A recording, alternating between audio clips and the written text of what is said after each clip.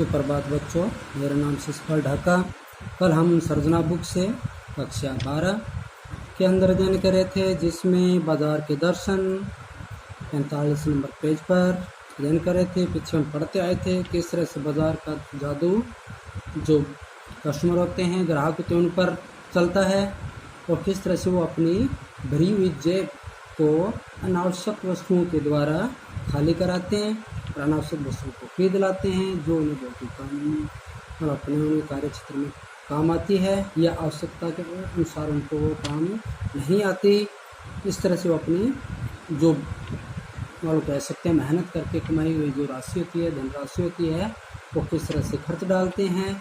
तो यहाँ पर जादू बाजार के जादू को कंट्रोल करने के लिए या उसे रोकने के लिए या उसका प्रभाव न पड़े, इसके लिए हमें मितव्ययी बनना पड़ेगा, हमें कम खर्च करना पड़ेगा या हमें इस तरह से हमारे मन पर कंट्रोल करना पड़ेगा, मन को काबू करना पड़ेगा और हमें सही रास्ते पर चलते हुए अपना कर्म क्षेत्र चुनना पड़ेगा, अपने मन के अंदर एक लक्ष्य को निर्धारण करना पड़ेगा। इसके बारे में हम पढ़ रहे थे। और कल किस तरह से पैसे की व्यंग्य शक्ति, पैसे की जो व्यंग्य शक्ति होती है उसकी कितनी दारुणता होती है या कह सकते हैं उसकी भयानकता होती है कि जो हमें कभी कभी इस तरह से कोई ऐसी घटना जो हम पर हावी हो जाती है और उस बाज़ार का जो जादू होता है वो हमारे पर असर डालने लगता है। तो ये चीज़ हमने पढ़ी थी भी किस तरह से मोटर गाड़ी पास में निकलने से उसके ऊपर धूल उड़ाती जाती है, तो वह उसके अंदर एक व्यंग्य की लीक खींच देती है। किस तरह से लेखक के मन में ऐसे विचार उठते हैं कि काश मेरे पास भी पैसे होते, मैं भी मोटर गाड़ी वालों के घर जन्म लिया होता, तो आज मुझे इस तरह से मिट्टी मेरे ऊपर नहीं गिरती या ये गाड़ी मुझ पर इस तरह धूल नहीं उड़ाती। और वह किस तरह से अपने घर वालों के या सगे समझों के प्रति कृतज्ञ हो जाता है, यानी उनके एहसान, उनके जो उपकार किए हुए उनको एक क्षण में भूल जाता है। तो यानी ये सब एक बाजार का ही इफेक्ट होता है बच्चों। तो कल हमने यहाँ तक पढ़ा 45 नंबर पेज तक। अब आगे हम पढ़ेंगे लास्ट पैरे लाइन में। देखिए, लेकिन क्या लोक वैभव की यह व्यंग्य शक्ति उस चूर्ण वाले अकिंचित कर मनुष्य के आगे चूर चूर होकर नहीं रह जाती।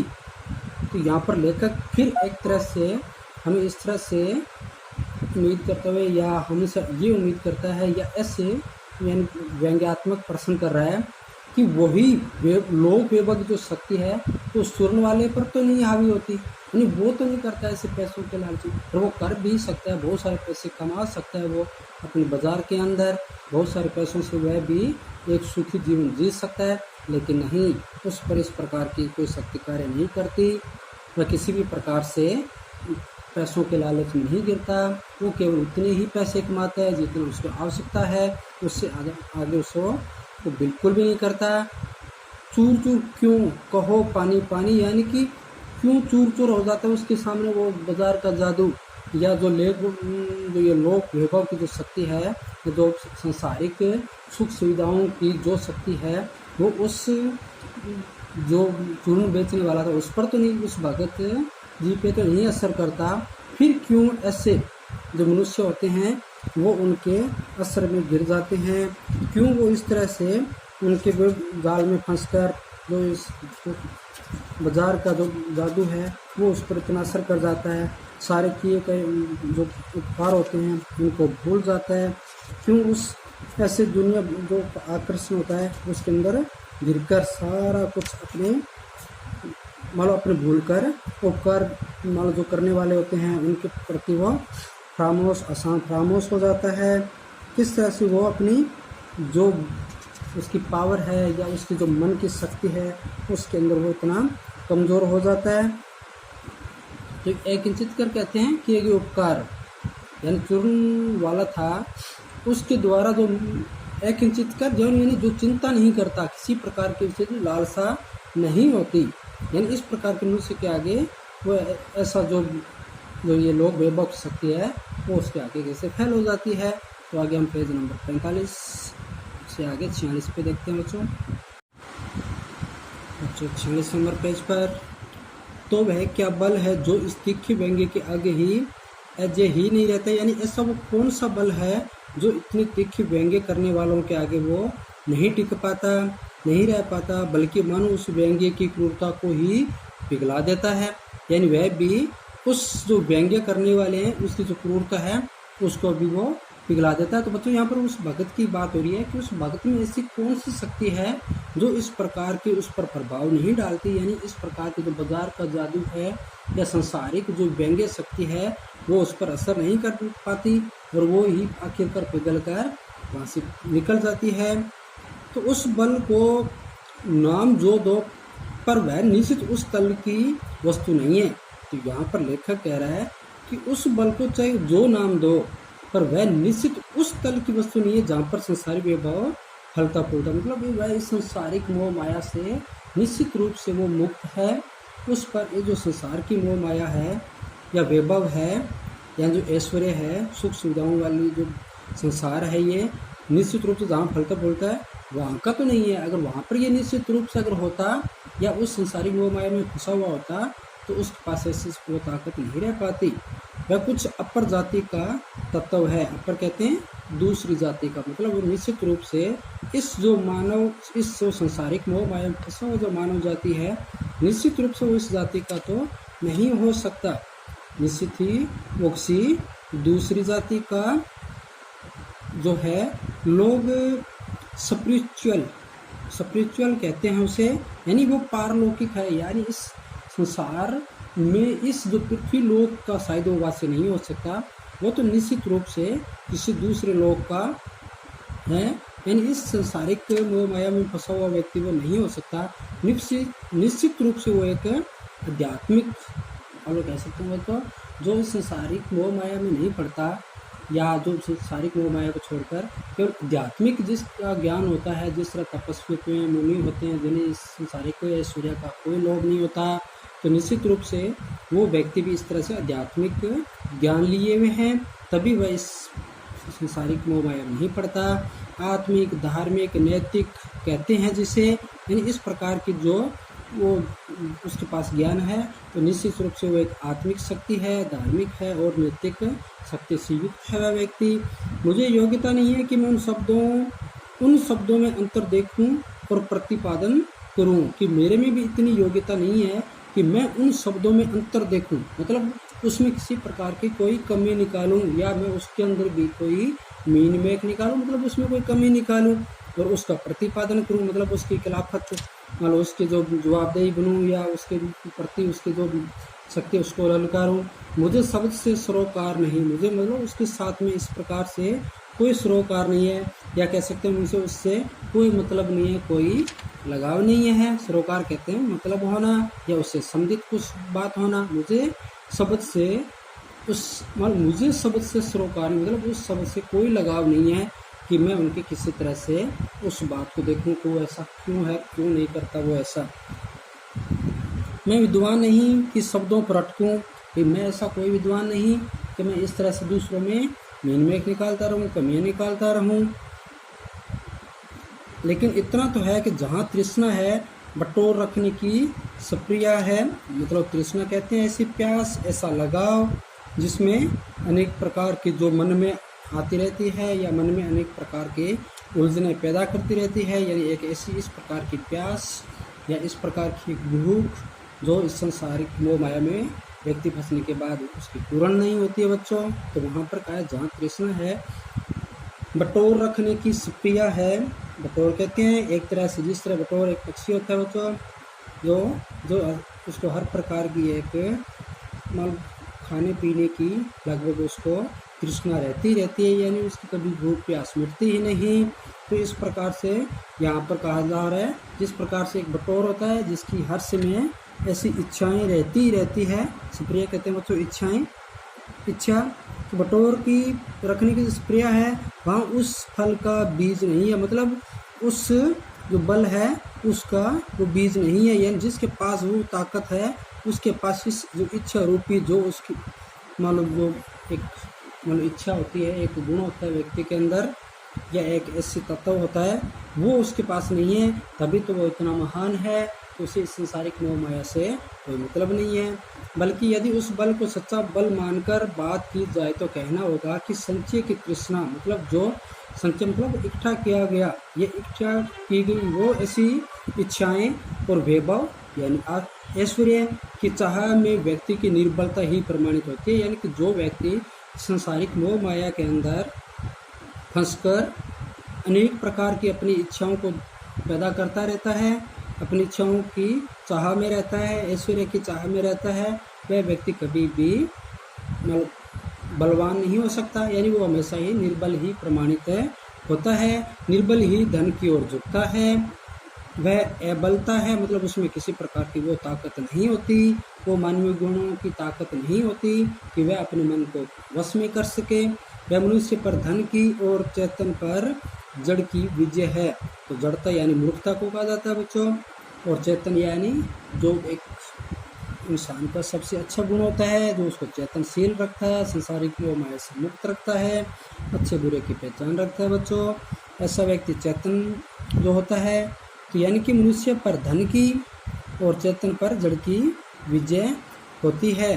तो वह मनुष्य कभी भी धन पर और जो चेतन है उस पर नहीं कर सकता।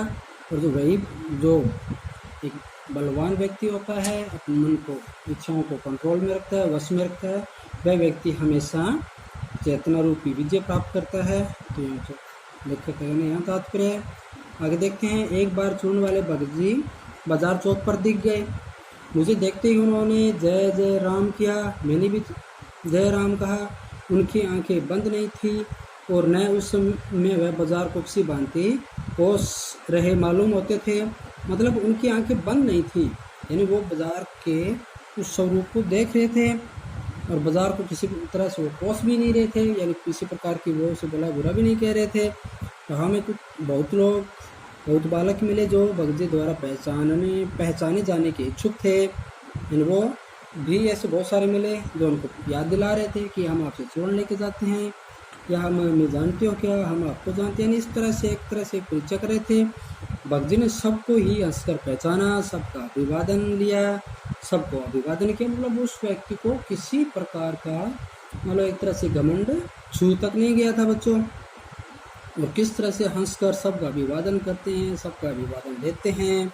इससे तनिक भी यह नहीं कहा जा सकेगा कि चौक बाजार में होकर उनकी आंखें किसी से भी कम खुली थी। मतलब जो पैसे वाले सोचते हैं कि सब कुछ उसे दिखाई दे रहा है, उसे सारी समझ है, लेकिन वो भी किसी प्रकार से उनमें इस तरह की कोई कमी नहीं थी कि वहाँ उनको ऐसा महसूस होता कि वो कभी पैसों के भी उनको लालच नहीं है, उनके पास पैसे नहीं है। यानी सबसे उनकी भी उतनी आंखें खुली थी जितनी की पैसे वालों की, लेकिन वो चंके हो रहने की लाचारी उन्हें नहीं थी, यानी किसी प्रकार का आश्चर्य उनको नहीं था, यानी वो किसी भी बात पर आश्चर्य भी नहीं कर रहे थे।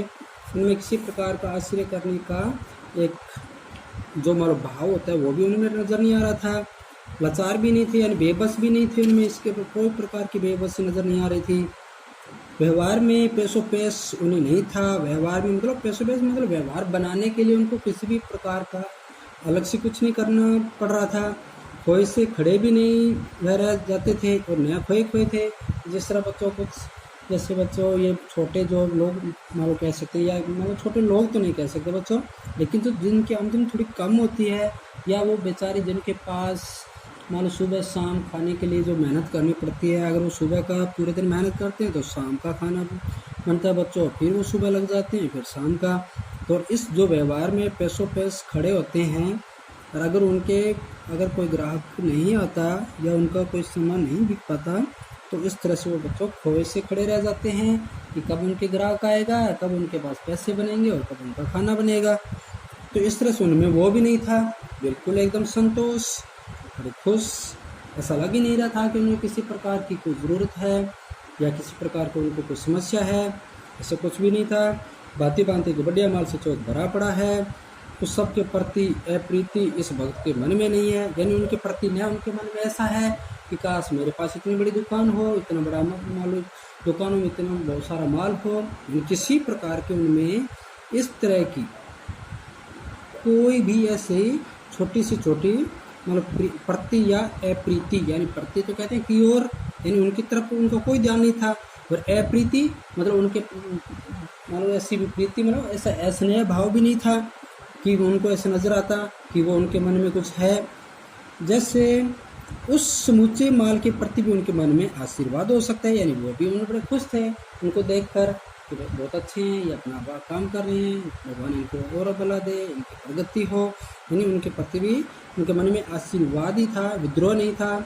प्रसन्नता ही भीतर है और कोई रिक्त भीतर नहीं, क्योंकि कोई रिक्त भीतर नहीं है, यानी उनके मन में इतनी प्रसन्नता भरी थी बच्चों। और कहा भी गया है ना, जिनका मन प्रसन्न रहता है उसमें किसी प्रकार के विचार जा ही नहीं सकते, क्योंकि जो प्रसन्नता जिसने अपने अंतर मन में भर ली हो, अपने हृदय के अंदर एक प्रसन्नता का भाव भर लिया हो, वो दूसरों के बारे में बुरा कैसे सोच सकता है। क्योंकि ये तो एक तरह से बच्चों पॉजिटिव ही होता है कि अगर हम अच्छे बुरे के अंदर अगर देखे जाए, अगर हम दूसरों में बुराई नजर आएगी तो हम अपने अंदर कैसे अच्छे हो सकते हैं बच्चों।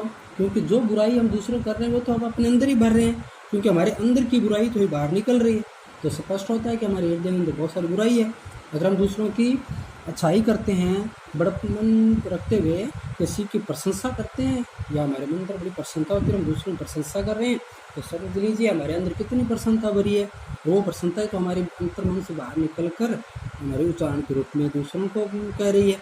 तो यहाँ पर इसी प्रकार से लेखक उस भगत जी की कितनी प्रशंसा करते हुए कहते हैं कि उस व्यक्ति के अंदर इतनी प्रसन्नता भरी है कि वो दूसरों की बुराई तो कर ही नहीं सकता, यानी ऐसा कोई स्थान उनके अंदर भीतर है ही नहीं बुराई वाला।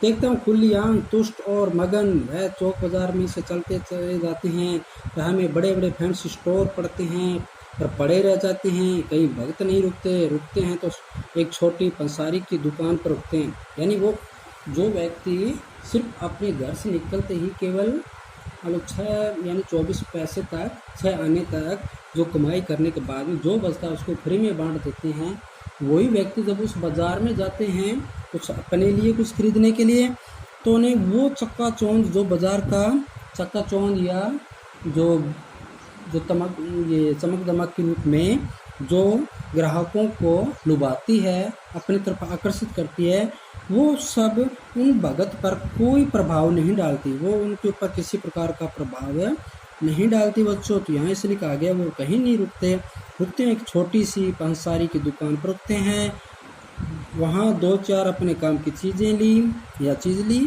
और चले जाते हैं। मतलब उन्हें जो जितनी ज़रूरत है, आवश्यकता है, वो उतनी ही उस एक छोटी सी दुकान से ही खरीद लेते हैं, जहाँ पर उन्हें आराम से सुलभ हो जाती है। बाजार से हट पूर्वक विमुखता उनमें नहीं है, मतलब जो बाजार का लुभावनापन है, आकर्षण है, वो उनको नहीं घेर पाता, उनको नहीं छू पाता, इसलिए वो आराम से विमुख होकर वहाँ से चले आते हैं। लेकिन अगर उन्हें जीरा और काला नमक चाहिए तो सारे चौक बाजार की सतह उनके लिए तभी तक उपयोगी है जब तक वहाँ जीरा मिलता है। यानी जब उनको जीरा चाहिए, काला नमक चाहिए, तो उनके लिए वो दुकान उतनी लुभावनी है उनके लिए, लेकिन वो भी लेने के बाद में वहाँ पर वो नहीं टिकते। जरूरत पर जीरा वहाँ से ले लिया और सारा चौक उनके लिए आसानी से नहीं के बराबर हो जाता है, यानी वो खरीदारी के बाद में वो बाजार उनके लिए शून्य हो जाता है। जो उन्हें चाहिए वह है जीरा नमक, बस इस निश्चित परिस्थिति के बल पर से सब चांदनी चौक का आमतौर पर व्यर्थ होकर बिखरा रहता है। चौक की चांदनी दाएं बाएं भूखी फैली रह जाती है, यानी कि जो चौक की चांदनी है, जो लुभावनी है, जो ग्राहकों को लुभाती है, आकर्षण करती है, तो बाजार का जादू है, वो भूखा ही रहता है, लेकिन वो भगजी को नहीं जीत पाती। यानी वो भगजी थे, उन पर वो आकर्षण किसी प्रकार से उन पर नहीं चलता। वो तो एक उनको जीरा चाहिए था और वो कोने वाले पंसारी दुकान से मिल जाता है और वहाँ से सहज भाव से में ले लिया गया है। इसके आगे आसपास अगर चांदनी बिछी रहती है तो बड़ी कोशिश से बिछी रहे। भगत जी उस बेचारी का कल्याण चाहते हैं, लेकिन वो उनमें भी मन की प्रसन्नता है। ऐसा नहीं है कि भगत जी उनसे जलन रखते हैं, वो खरीदारी नहीं करना चाहते, विमुख हैं, वो भी उनसे प्रसन्नता रखते हैं कि ये अच्छे हैं, जो बेचार दुकान वाले हैं, इनकी अच्छी खूब प्रगति हो, उन्नति हो, उनका अच्छा माल बिके, बहुत अच्छी दुकानें हैं, बहुत अच्छी रोशनी है। लेकिन ऐसी नहीं कि वो रोशनी सब उनको लुभा ले, ऐसी शक्ति उनमें नहीं होती कि वो भगत जी की ताकत को किसी भी स्तर पर गिरा दे। तो हम यहाँ पर बच्चों देखा ना कि किस तरह से भूखी फैली रह जाती है और भगत जी जीरा तक जो सारे से मिल जाता है, वो बड़ी खुशी से वहाँ से शायद वो ले लेते हैं और आगे चांदनी जो बिछी रहती है वो बड़ी खुशी बिछी रहे, पर बगजी उस बेचारी का कल्याण ही चाहते हैं, यानी वो उसको आकर्षण रोक नहीं पाती वो आकर्षण बगजी को। और फिर मुझे ज्ञात होता है कि बाजार को सार्थकता भी वही मनुष्य देता है जो जानता है कि वह क्या चाहता है। तो बच्चों यहाँ पर आखिर के तो पैरा है, इसमें लेखक बड़ी मान लो एक मनुष्य के लिए सच्ची बात कहते हैं कि मुझे ज्ञात होता है कि मुझे ज्ञान हुआ है कि बाजार को सार्थकता वही मनुष्य देता है जो जानता है कि वह क्या चाहता है। यानी जो सार्थक का अर्थ यही होता है कि जो व्यक्ति आवश्यकता के अनुसार खरीदे, और वो जो वस्तु है जो मनुष्य के अपने कर्म क्षेत्र में काम आए, वही एक बाजार की सार्थकता होती है। बाजार भी यही नहीं कहता कि मेरे से अनावश्यक वस्तुएं आप खरीद के ले जाओ और आवश्यक वस्तु लेके ले जाओ। तो वो तो हो भी सकता है जो हमें आवश्यक है, और अगर हम अनावश्यक वस्तु खरीद लाए तो हो सकता है किसी दूसरे व्यक्ति के लिए आवश्यक हो, और जो दूसरा व्यक्ति अनावश्यक वस्तु खरीद के ले गया वो वस्तु हो सकता है हमारे लिए आवश्यक हो। तो यानी यहाँ पर सार्थकता वही है जिस व्यक्ति को जिस आवश्यकता है वस्तु की वही खरीदे। और जो नहीं जानते कि वो क्या चाहते हैं, अपने परचेजिंग पावर के गर्भ में अपने पैसे से केवल एक विनाशक शक्ति, शैतानी शक्ति, व्यंग्य की शक्ति ही बाजार को देते हैं। न तो वो बाजार से लाभ उठा सकते हैं, न ही उस बाजार को सच्चा लाभ दे सकते हैं। वे लोग बाजार का बाजारूपन बढ़ाते हैं, यानी बाजारूपन मतलब बाजार का जो जादू है या जो बाजार का ढोंग है या कह सकते हैं जो चक्का चौंध है उसको ही बढ़ाते हैं, जिसका मतलब है कपट, यानी कपट का बढ़ाना। यानी जो अगर दुकानदार को हम अपने पैसे की घमंड में दम में अगर जो मुंह मांगी कीमत देकर आ जाते हैं, या जो जिसकी कीमत को बढ़ा चढ़ा कर पेश करते हैं और हम उसको बढ़ा चढ़ा कर अगर वो पैसे देते हैं, तो इस तरह से हमारे अंदर भी एक कपट, यानी दुकानदार के अंदर भी एक कपट रूपी जो भाव वो पैदा हुआ, और हमारे अंदर एकदम घमंड और पैसे की जो आवश्यक अनावश्यक जो खर्चीलापन है या खर्च कर देते हैं उसका भी भाव बढ़ाते हैं। कपट की बढ़ती का अर्थ है परस्पर में सद्भाव की गति, यानी फिर सद्भाव नहीं रह पाता तो दुकानदार के अंदर उस प्रकार का भाव आ जाएगा, सिर्फ पैसों से मतलब, और जो ग्राहक है उसके अंदर वो पैसों की दम हो जाएगा, घमंड हो जाएगा। तो इस तरह से आपस में जो सद्भाव होना चाहिए था वो नहीं रह पाता। इस सद्भाव के ह्रास पर आदमी आपस में भाई भाई और सुहैर या पड़ोसी फिर रहे नहीं जाते हैं। और ये भी है बच्चों, अगर हमारे आसपास पड़ोसी हैं, अगर वो खूब पैसे वाला है, अगर वो पैसे के बल पर हमें किसी तरह से नीचा दिखाना चाहेगा या हमें बार बार वो वस्तु दिखाकर हमें चिढ़ाना चाहेगा, तो बच्चों कहाँ पर आपस में वो सुहृद कहाँ रह पाएंगे, वो हमारे अंदर सद्भाव कहाँ रह पाएगा।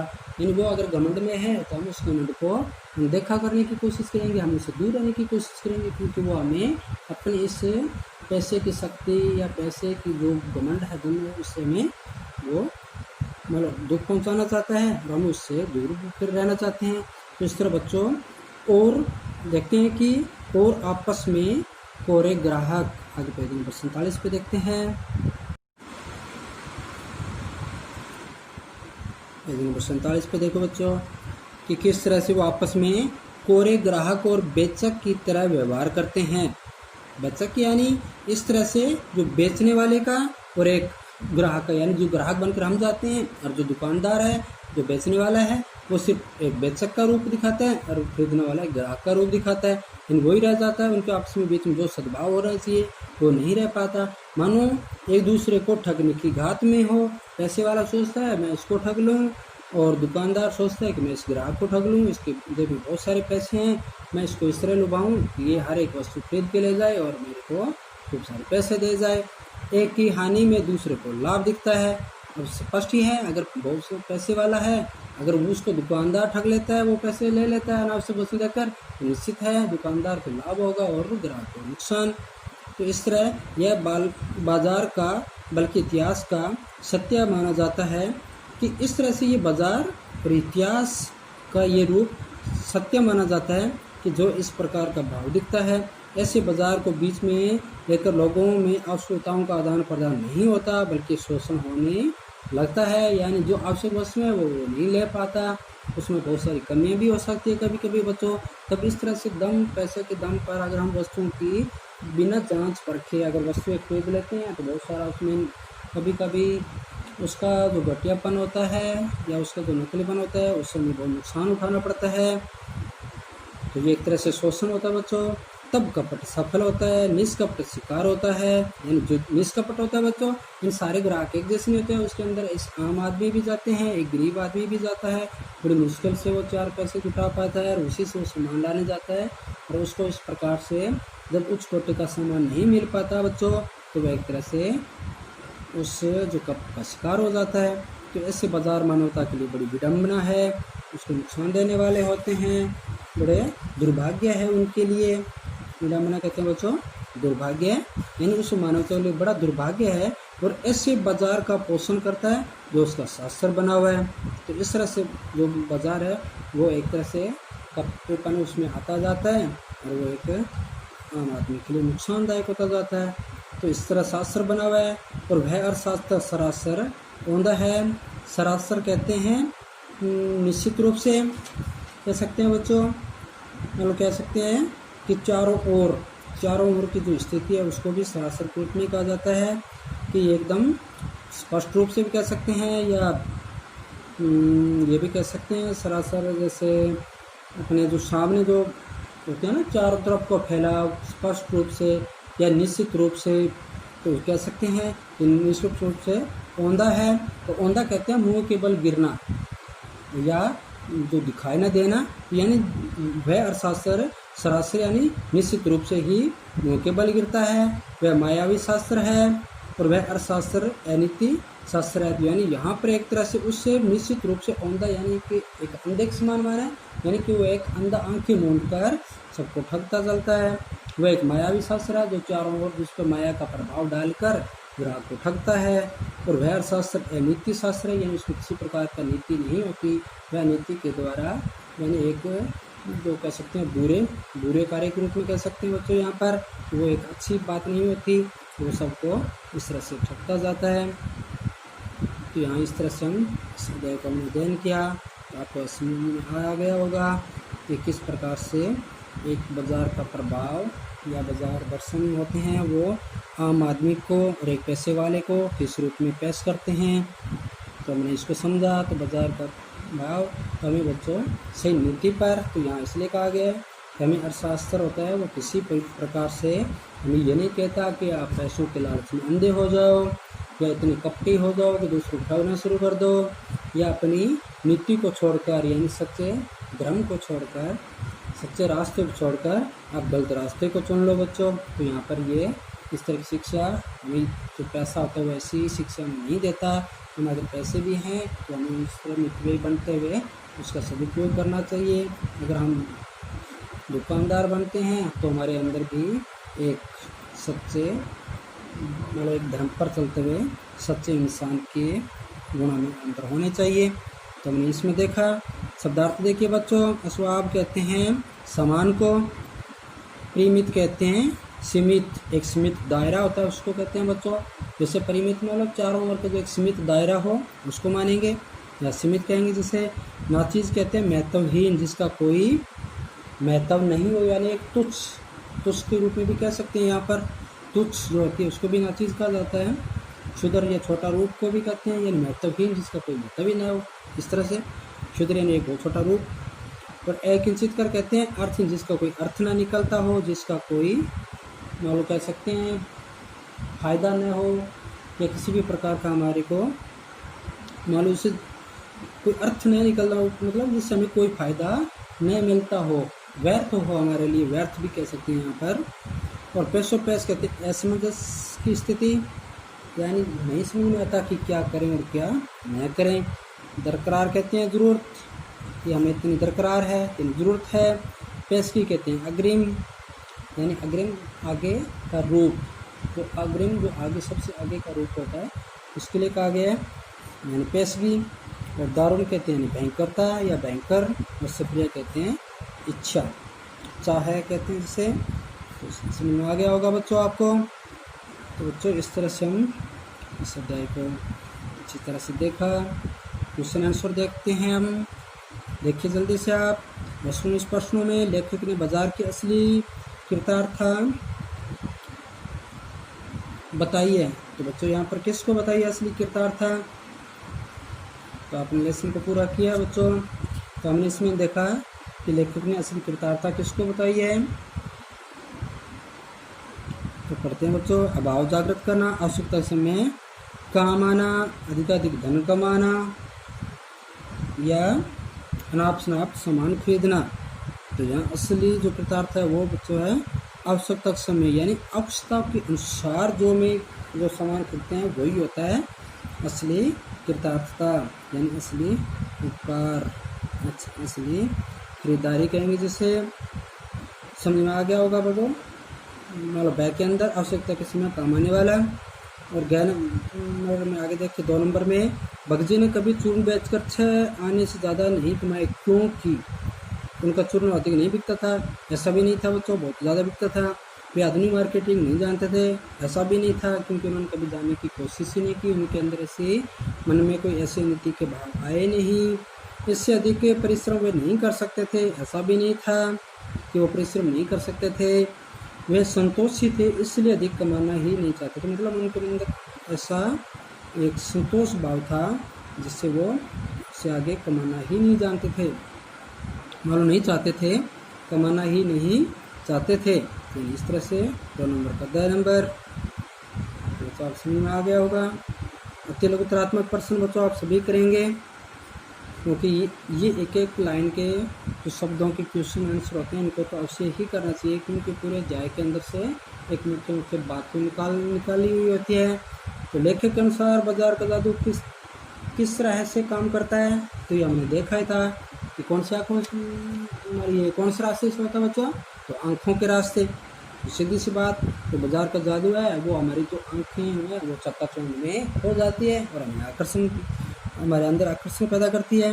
लेखक ने किस समय बाजार न जाने की सलाह दी है, कि किस समय बाजार नहीं जाना चाहिए।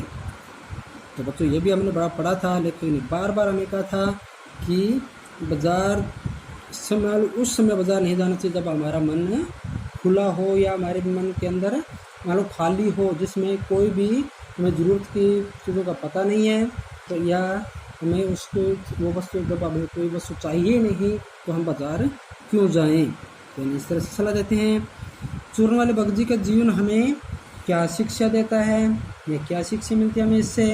तो बच्चों हमें इससे शिक्षा ये मिलती है कि हमें शारीरिक मोह माया में नहीं फंसना चाहिए, बाजार की जो चक्काचौंध है उसमें नहीं फंसना चाहिए, व्यर्थ में अपना धन नहीं गंवाना चाहिए, मन में संतोष करते हुए मितव्ययी बनना चाहिए, ये शिक्षा देते हैं।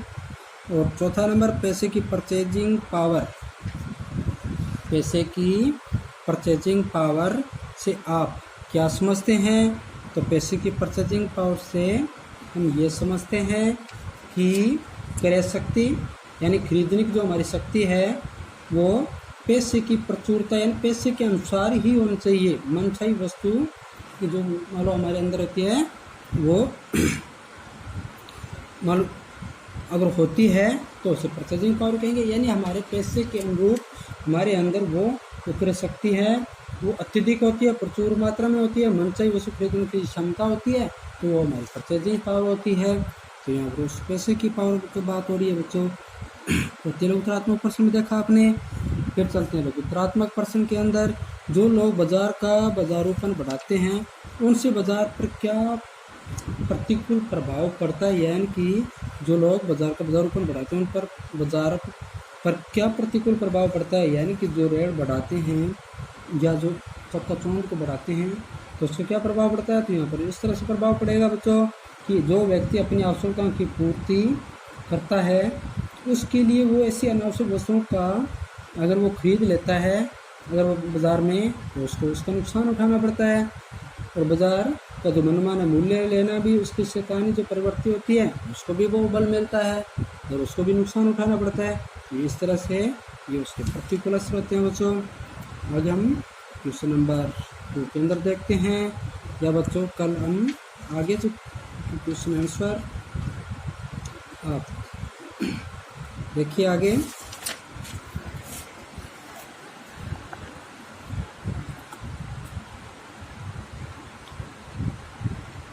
हमें बाजार से वस्तुएं खरीदते समय किन किन बातों का ध्यान रखना चाहिए। बड़ा मोस्ट क्वेश्चन है बच्चों।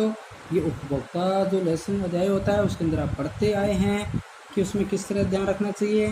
तो ये तो बहुत आसान है और आप करते भी आए हैं कि बाजार से अगर वस्तु हम खरीद रहे हैं तो हमारा मन एक भरा होना चाहिए, यानी मन के अंदर एक निश्चित लक्ष्य होना चाहिए। हमें उसका पता होना चाहिए हमें कौन सी वस्तुएं खरीदनी है, उससे मेरा मन है उस पर नियंत्रण रहना चाहिए। हमें किसी भी अन्य जो बाज़ार का जो जादू है या उसके हमारे अंदर जो लालच पैदा करता हो, इस तरह से उस भाव से बचना चाहिए।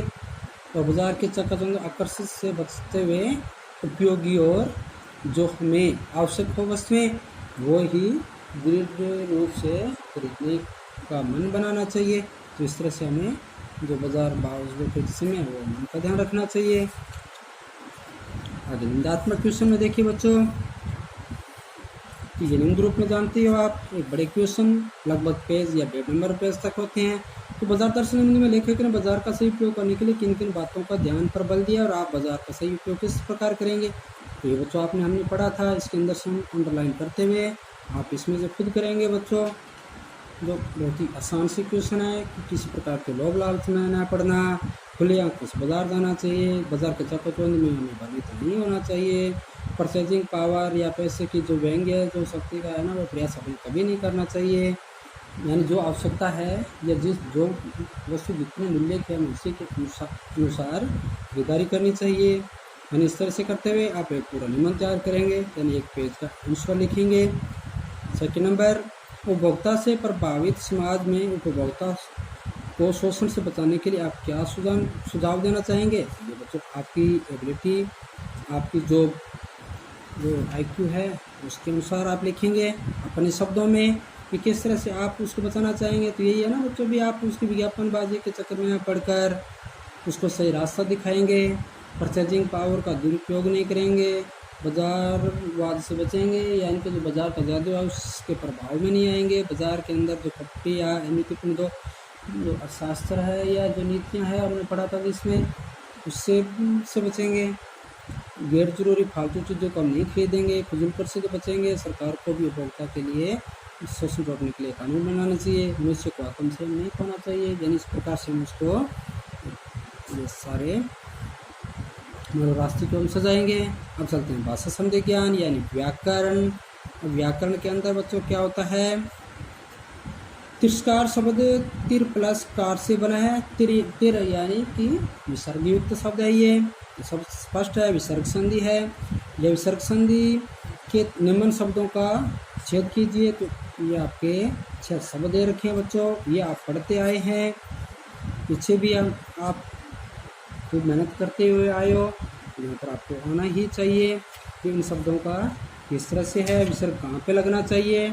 तो जहाँ पर बच्चों जहाँ पर भी ये जो आपको स मिलेगा या आधा र मिलेगा तो वहाँ पर विसर्ग लगाया जाता है तुरंत। जो किसी शब्द के या स्वर के आगे अगर आपको कहीं भी आधा स और आधा र मिले तो स्पष्ट रूप से निश्चित है कि वह एक विसर्ग संधि है, वहाँ पर आपको विसर्ग लगाना ही है। जैसे भा शब्द है तो भा प्लस क्या हो जाएगा बच्चों, कर, यानी जो स शब्द है इसके जगह क्या आ जाएगा, विसर्ग आ जाएगा प्लस कर, यानी जो स था उसकी जगह हमने क्या लगा दिया, विसर्ग लगा दिया, तो बा प्लस कर बन गया। इसी प्रकार से पुरस्कार है तो पुर प्लस कार बन जाएगा, नी प्लस सार बन जाएगा। समझ में आ रहा है ना बच्चों। निरूपण प्लस बल है तो ये दोनों रूप में लिखा जाता है, यहाँ पर ये व्यंजन संधि के रूप में भी लिखा जाता है और विसर्ग संधि के रूप में भी। निर्बल है बच्चों तो निर्बल को निर प्लस बल भी लिख सकते हैं और नी प्लस बल भी लिख सकते हैं। तो समझ में आ रहा होगा आपको। इसी प्रकार बृहस्पति है तो गृह प्लस पति बन जाएगा, गृह प्लस पति बन जाएगा। जहाँ पर स लगा हुआ है वहाँ पर विसर्ग लगा दो हटाते हुए। तो सारे शब्द आपको समझ में आ गए होंगे अच्छी तरह से। क्या हमेशा आप याद रखना, जहाँ कहीं भी ऐसा है और आपको संधि की बात की जाए तो समझ लो ये विसर्ग संधि है। तो जहाँ पर भी आधा स या र नजर आता हो आपको वहाँ पर आप विसर्ग लगा देंगे तो आपको आ गया होगा। आगे का हम नेक्स्ट हमारा अध्याय है, सम्मिलित करेंगे। जय हिंद।